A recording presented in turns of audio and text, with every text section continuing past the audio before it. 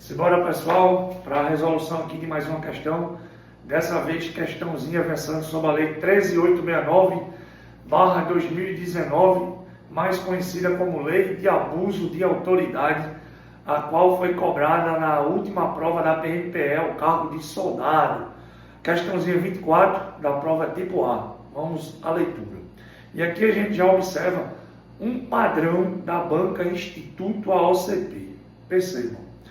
Observado o disposto na Lei 13.869, Lei de Abuso de Autoridade, assinale a alternativa incorreta. Para você que está assistindo esse vídeo que não é nosso aluno, né, seja de onde for, a gente possui um grupo de questões gratuito do nosso curso, onde alunos, professores postam questões, né, estamos sempre lá debatendo com alunos e não alunos, né, pessoas que estão ali para conhecer o nosso trabalho, para aproveitar, pegar um material didático, tirar alguma dúvida, né, acerca de concursos policiais. E eu coloquei essa questão há cerca de 10 minutos atrás, antes de eu gravar esse vídeo. E o aluno marcou logo uma assertiva lá correta. Por quê? O aluno, meu amigo, não é nem aluno nosso, para falar a verdade.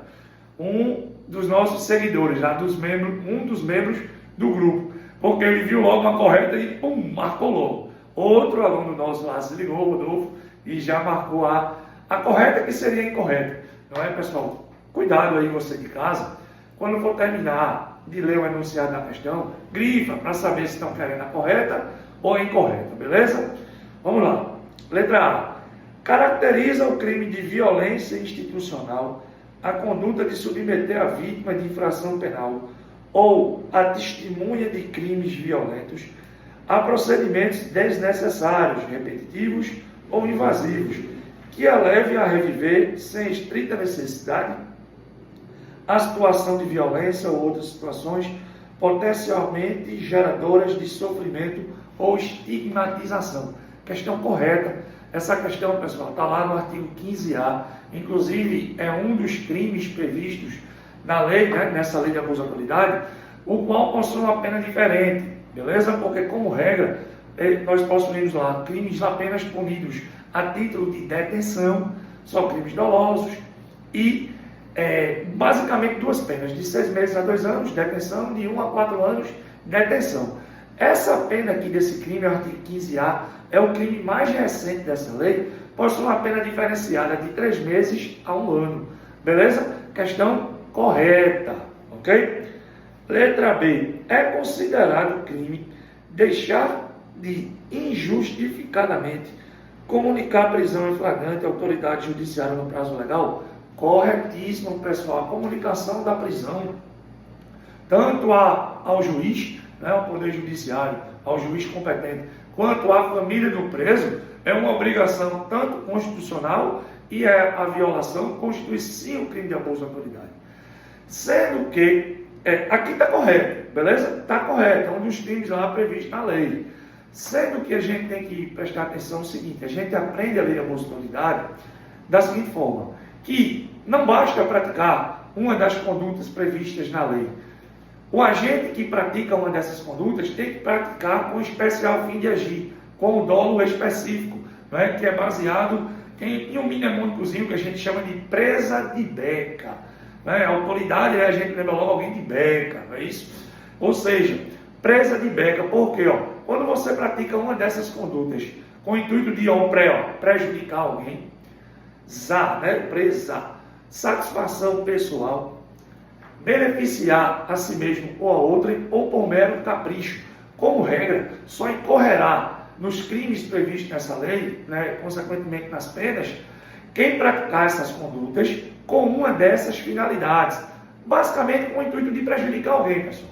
Eu até passei por uma situação prática, enquanto policial civil na delegacia de Timbaúba, há muitos anos atrás, um dos nossos policiais deixou de comunicar a prisão de uma pessoa, né, à família. E a prisão foi relaxada lá na frente. Mas o companheiro não respondeu por crime de abuso de autoridade. Por quê? Ele não tinha o intuito de prejudicar ninguém, de se beneficiar por mero capricho, entendeu, pessoal?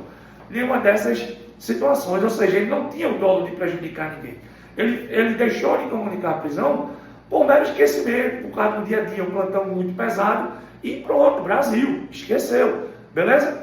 Mas nas questões, ele não necessariamente vai te cobrar que tem que ter aquele dolo específico. Se vir uma daquelas condutas e perguntar se é crime, está correto, beleza? Mas aqui embaixo ele já faz menção ao dolo. E também estará correto, porque como eu disse a vocês, como regra, só será crime de abuso de autoridade se você praticar uma das condutas previstas nesta lei, agindo com esse dolo específico. O dolo de prejudicar alguém, satisfação pessoal, beneficiar a si mesmo ou a outra, ou por mero capricho. É a pessoa que age com a vontade realmente de prejudicar a outra. Entendeu? De grosso modo. Deixa eu voltar aqui. Ó. Olha só. Questão A, letra A e letra B estão corretas. Letra C. As condutas descritas na lei de abuso de autoridade constituem crimes quando praticadas pelo agente com a finalidade específica, ó, com dolo de, a mesma coisa. Prejudicar outrem ou beneficiar a si mesmo, ou a terceiro, ou ainda por mero capricho ou satisfação pessoal. Questão corretíssima. Beleza? A priori, não basta praticar uma das condutas. Eu tenho que praticar com esse especial fim de agir, com dolo específico. Beleza? Letra D, que é uma das questões, essa D aqui, pessoal, cai demais, e a letra E. Beleza? Olha o que diz a letra D. Os crimes previstos na lei são de ação penal pública incondicionada. Corretíssimo. Antes, pessoal, eu sou da vanguarda, né, da antiga guarda aí, de concursos públicos. Eu comecei a estudar para concurso ainda lá no ano de 2004, 2005, mas estudar de verdade a partir de 2007. A gente estudava a antiga lei 4898/95, a lei da época da ditadura militar, né? E essa lei, a ação penal promovida nesse tipo de crime aqui, pessoal, era de ação penal pública condicionada à representação. Com o advento da lei 13.869, já no ano de 2019, né, com o pacote anticrime, mudou. Todos os crimes previstos na lei de abuso de autoridade são promovidos mediante ação penal pública incondicionada. O que significa isso para você leigo, né, que ainda não estudou processo penal, o tema ação penal? Que o titular dessa ação será o Ministério Público, independentemente de quem venha a ser a vítima de um dos crimes previstos nesta lei, beleza? O titular vai ser o Ministério Público através de uma denúncia, belezinha?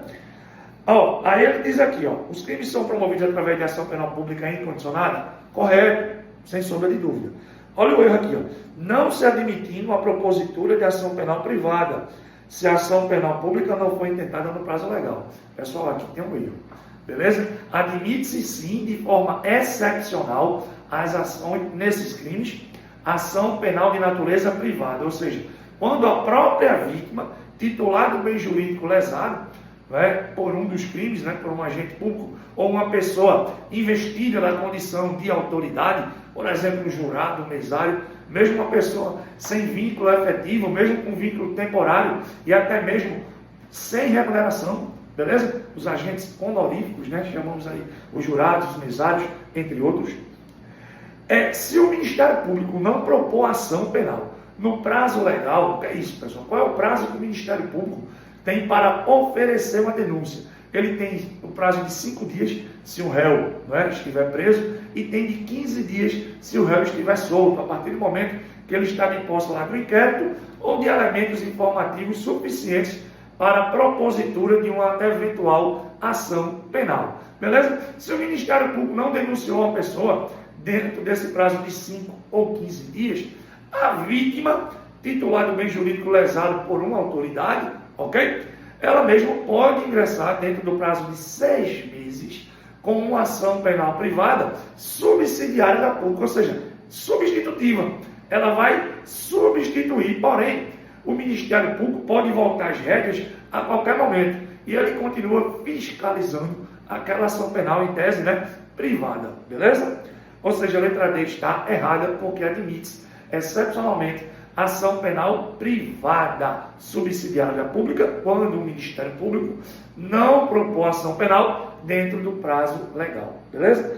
E letra E está correta, é uma das que mais cai também, pessoal, que diz: a divergência na interpretação de lei ou na avaliação de fatos e provas não configura abuso de autoridade, mas no dispositivo previsto na lei. Pessoal, questão muito boa, questão bem elaborada, questão com nível médio mesmo, nível de polícia militar, até polícia civil, acho que cabe aqui também, guarda, né? Questão muito bem elaborada, questão bacana. Essa banca OCP muito provavelmente será a banca organizadora do próximo concurso, porque não tivemos problemas com ela, pelo menos grandes problemas, só o trivial. E é isso, né? Espero ter ajudado os senhores aqui do grupo, os senhores das redes sociais, do YouTube. Deus abençoe todos vocês. Curso Preparação, Tradição e Aprovação.